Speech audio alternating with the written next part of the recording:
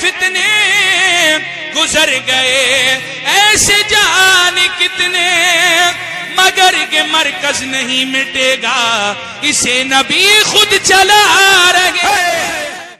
میرے آقا علیہ السلام نے دیکھا کہ ایک بہت بڑا فتنہ نجد سے اٹھے گا۔ سرکار نے کچھ علامتیں بیان کی اور اس حدیث پر میں نے 3 گھنٹے دبئی میں مناظرہ کیا۔ میرے پاس کوئی کتاب نہیں تھے، ان کے 3 مولویوں کو میں نے کتابوں کے بغیر ہی الٹا کر دیا۔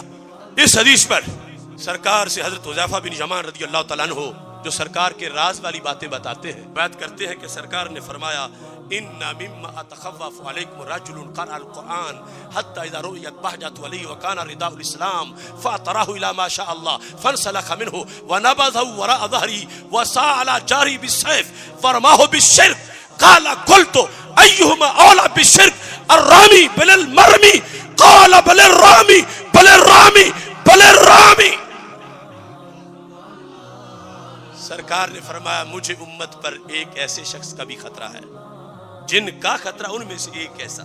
کون؟ ابن عبد الوہاب کی ساری نشانیاں سرکار نے بتائی اور اس پر میں نے مناظرہ کیا، اور ابن عبد الوہاب کو اس حدیث کے نیچے سے وہ نکال نہیں سکے 3 گھنٹے تک۔ میرے نبی علیہ السلام نے فرمایا بندہ ہوگا تحریک اپنی چلائے گا قرآن پڑھ کے۔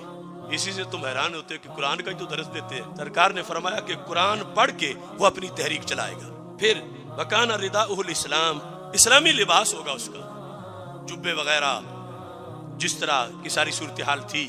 حتی اذا رؤیت بہجت علیہ، ظاہری رونق داڑھی وغیرہ بھی ہوگی، یہودی نہیں ہوگا بظاہر، نصرانی نہیں ہوگا، ہندو نہیں ہوگا، سکھ نہیں ہوگا، قرآن پڑھے گا، قرآن کی دعوت دے گا۔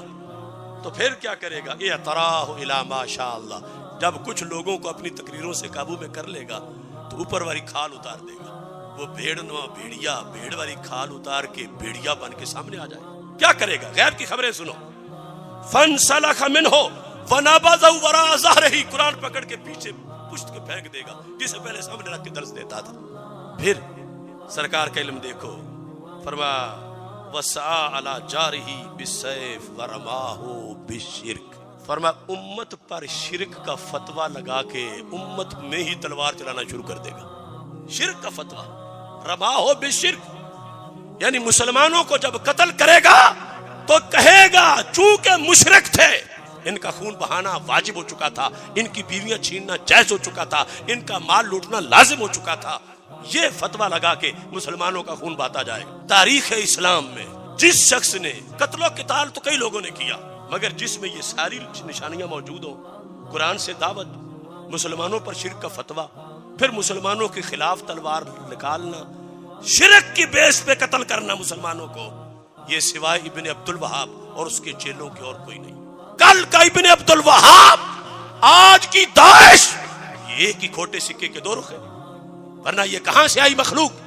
اب ابن عبد الوہاب نے مسلمانوں پر شرک کا فتویٰ لگایا، پہلا بندہ وہ قتل کیا دریا الریاض میں جو مسجد جمعہ کے دن مسجد پر مصلی پہ کھڑا جماعت کر رہا تھا، یہ وہابی طریقہ کا پہلا قتل تھا۔ 3 لاکھ مسلمان ان بھیڑیوں نے شہید کیے، 3 لاکھ، مکہ مکرمہ، مدینہ منورہ اور طائف کے 3 لاکھ مسلمان شہید کیے۔